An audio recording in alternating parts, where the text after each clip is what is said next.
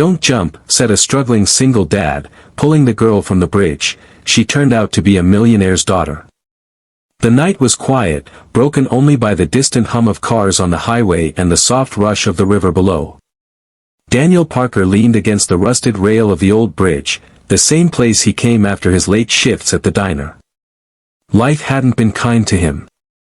His wife had left years ago, leaving him to raise his 8-year-old son, Charlie, alone. Every bill seemed heavier than the last, and the tips he earned from waiting tables barely stretched to cover rent. Tonight, his pockets were nearly empty, and he wasn't sure how he'd afford Charlie's asthma medicine tomorrow.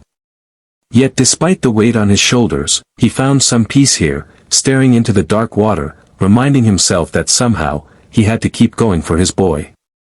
But that night, something unusual caught his eye, a figure standing on the edge of the bridge, leaning dangerously over the rail.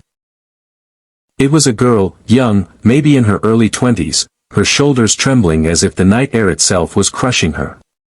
She was whispering something to herself, words Daniel couldn't hear but could feel, despair. His heart raced. He didn't think. He ran. "Don't jump," he shouted, his voice echoing across the water. The girl flinched, turning to him with tear-streaked cheeks, eyes wide like a frightened child. "Stay back," she cried, gripping the rail tighter. "You don't understand." "No one does." Daniel slowed, raising his hands as if approaching a fragile bird. "You're right, I don't know your pain. But I know what it feels like to want to give up. And I also know what it feels like to be needed. You may not believe it right now, but someone out there needs you." Her lips quivered. "No one needs me. Not really. My life, it's nothing but pressure. Expectations. I can't be who they want me to be. I can't do this anymore." Daniel swallowed hard, his own pain rising like a tide. "I have a little boy," he said softly. "His name is Charlie. He's all I've got. Tonight, I didn't know how I was going to afford his medicine. I wanted to just walk away from it all. But then I saw you. And I realized, if I give up, what happens to him? He needs me, even when I feel like I have nothing left. Maybe you can't see it right now, but I promise, someone needs you, too. Maybe more than you know." For a moment, the girl's eyes softened, but then she shook her head. "You don't understand. I'm not strong like you." Daniel stepped closer, his voice breaking. "Strength isn't about having it all figured out. It's about standing here, in this moment, choosing to live one more day. Let me help you. Please." Her hands loosened on the railing. Just slightly. That was all he needed. In one swift move, Daniel lunged forward, wrapping his arms around her trembling frame and pulling her back onto the bridge.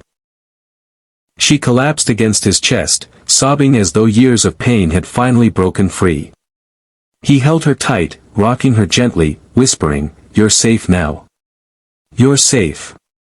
They sat on the cold concrete, words tumbling between sobs and silences. She told him her name was Emily. That her father was one of the wealthiest businessmen in the state.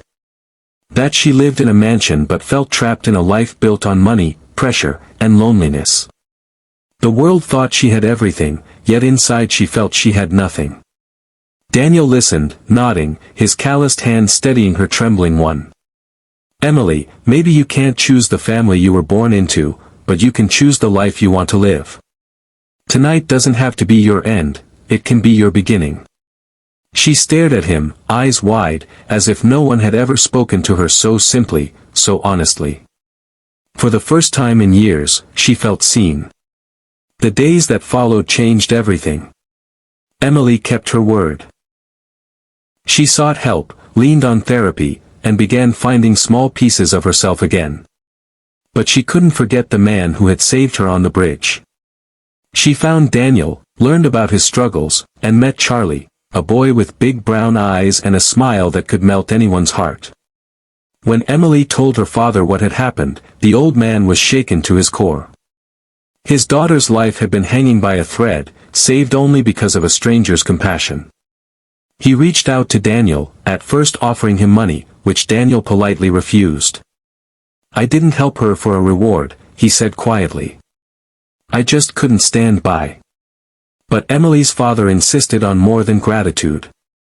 He offered Daniel a stable job managing one of his company's facilities, with benefits that covered Charlie's medical care. It wasn't charity, it was a recognition of the man's courage, integrity, and selflessness. Months later, on a warm spring evening, Daniel and Charlie visited Emily at her family's estate. Charlie raced across the gardens with laughter spilling from his lungs, no longer hindered by sickness. Emily sat with Daniel under the setting sun, her voice steady and grateful. "That night on the bridge, I thought my life was over. But you reminded me that even broken people can save each other. You gave me a reason to stay, and now I want to give you and your son reasons to hope." Daniel looked at her, his eyes glistening, and realized something profound. Sometimes the smallest act of kindness, even in the darkest moment, can set off a chain of miracles neither person ever expected. Because that night, a struggling single dad had saved a girl from jumping, and in return, she had saved him, too.